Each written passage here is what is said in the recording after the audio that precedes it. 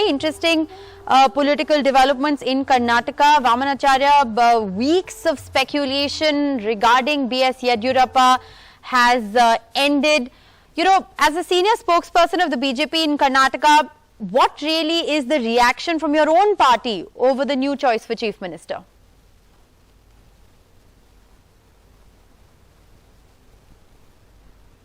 Vamanacharya, can you hear me?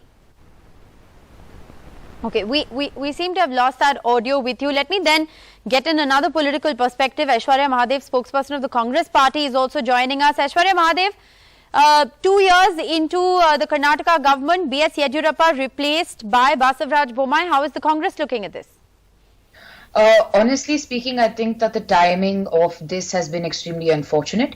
My state is ravaged by floods. You see that the pandemic has taken its toll. The economic situation is quite abysmal. And in the middle of all of this, to have a political tussle and who's going to be chief minister was unnecessary. If you talk about younger leadership, we needed somebody new to take you to 2023. You could have done it when they toppled the JDS Congress combine itself. However, the Congress party, they wish obviously the leadership now all the very best, at least hoping that they can give us a clean government and we see some form of administration, because the state has been mired in corruption scandals and a lot of maladministration, and hopefully that Mr. Bommai will be able to function, because let me point out a few factors about Mr. Bommai. First, he is not original BJP. He's a 2008 defector. He is from the Janta Parivar, one. Second is he's a Sadar Lingayat, while the majority Lingayats who are asking for the seat are Panchamshali. They're the people also agitating for OBC status. So you realize that Mr. Yatnal, who has always been very vocal about the BJP leadership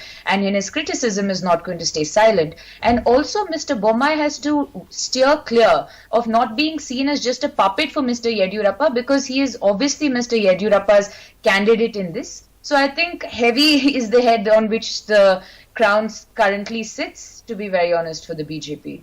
Right. Vamanacharya, quick reaction from you as well. Interesting choice for Chief Minister. Many say that it's a safe choice for Chief Minister as a successor of Yediyurappa. This is a person who knows the inner workings of the government. He's been Home Minister. He's also known to be very close to B.S. Yediyurappa. Yeah.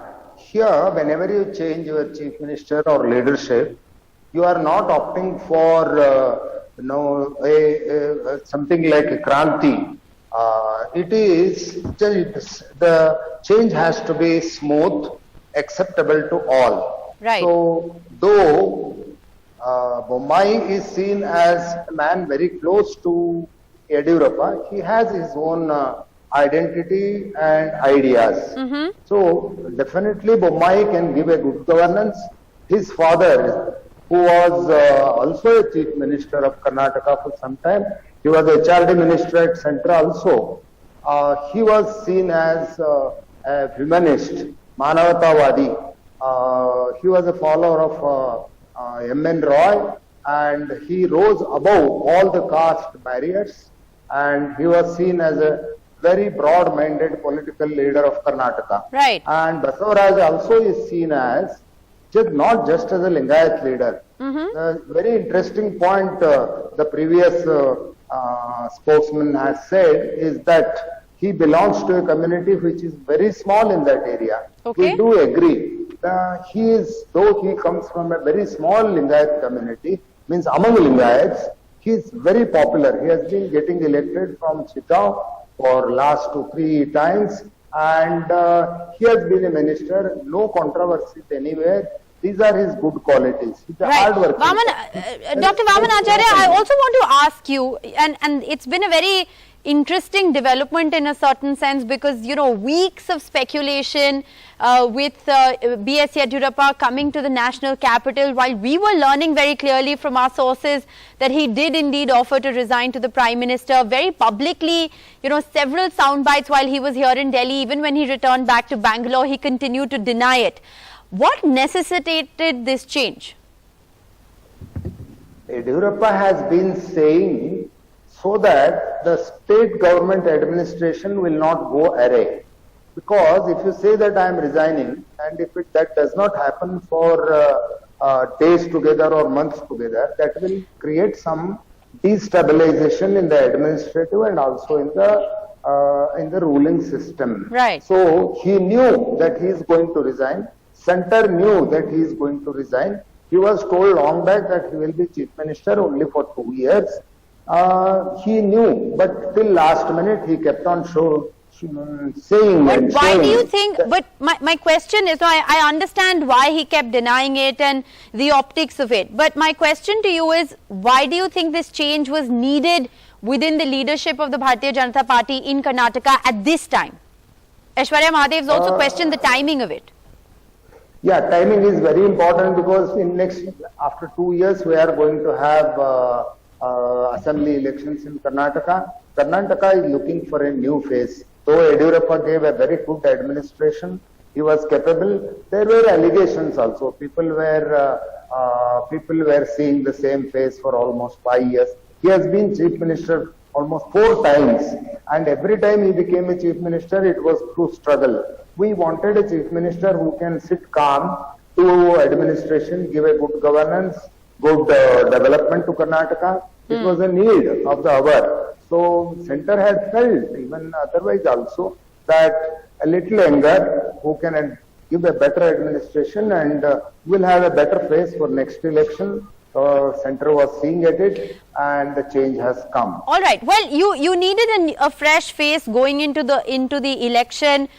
There were allegations. You're right about the fact that he has come to power, and it's always been a struggle. And I'll get Aishwarya Mahadev to respond to that as well. But Dr. Vaman Acharya, also very interesting to note that you haven't picked a mass leader. Basavaraj Bommai not really considered to be a mass leader. Many a times what happens is, there are 2 ways that you do struggle, work for people, come up as a leader, then become a chief minister, then become popular. There are other ways also. We have seen several chief ministers. They come on, sit on the chair, they have capacity, they have a kindle in their heart. If they can enlarge it, if they can reach people, their image will slowly brighten, it will widen up, and they will become the leaders of the next generation. Leaders are made by different ways, by their own abilities and because of the chair.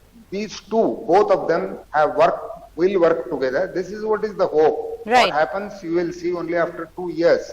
But this is with what hope that we have brought him, that the chair, his future 2 years and his experience, all of these along with his community and everything and his proximity to Yediyurappa, all these things. He is very good with most of the MLAs because he was elected unanimously. There was practically no dissent voice, which means that slowly he has a scope to evolve himself into a mass leader. Right. Mass leader is not the one who reaches all the mass. Okay. He will do good things for the mass, and he will do it because he was irrigation minister, he was PWD minister, he was looking after law and No, he law. has a lot of experience into the inner workings of the government, like I said at the very outset, but he is not that mass leader. Aishwarya Mahadev, do you want to respond to that? B.S. Yediyurappa has struggled to come to power in Karnataka, therefore the BJP needed this change of face, but they haven't interestingly picked a mass leader.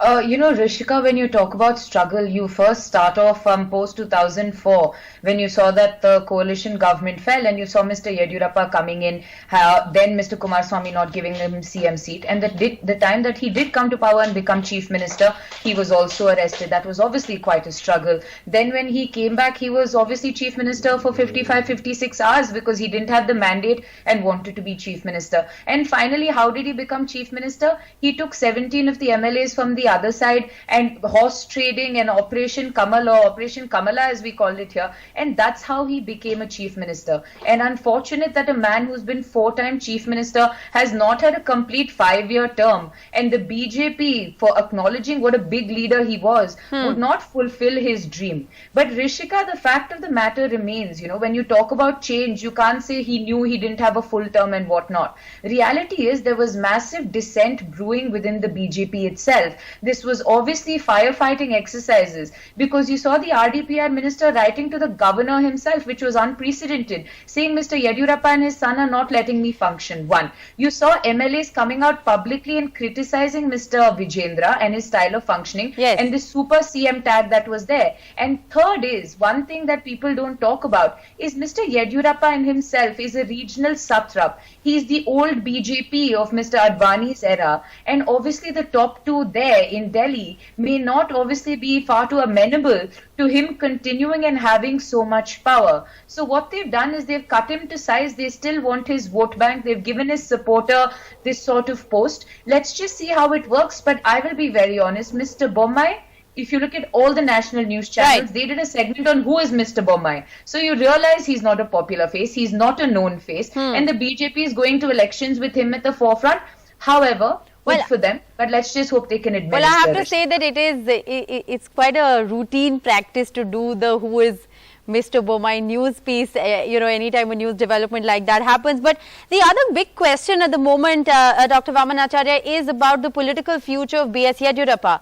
Is the central leadership going to be keen to get him out of Karnataka? What really happens to a leader like B.S. Yediyurappa? He was teary-eyed when he was stepping down. Yeah, though the image is that there were dissents inside the party against Yediyurappa, it was inevitable. We have to understand the political situation of Karnataka. See, both in the past and in this present election, we could not get a clear majority in Karnataka. We lacked just 8 seats, 10 seats, 12 seats like that. People did not give us a clear mandate. So naturally what we did is we were forced to make some political accommodations. After you make political accommodations within your ministry also, at least some 25-30% of the people will be from other party. So insiders will definitely feel the brunt of it. They will be unhappy.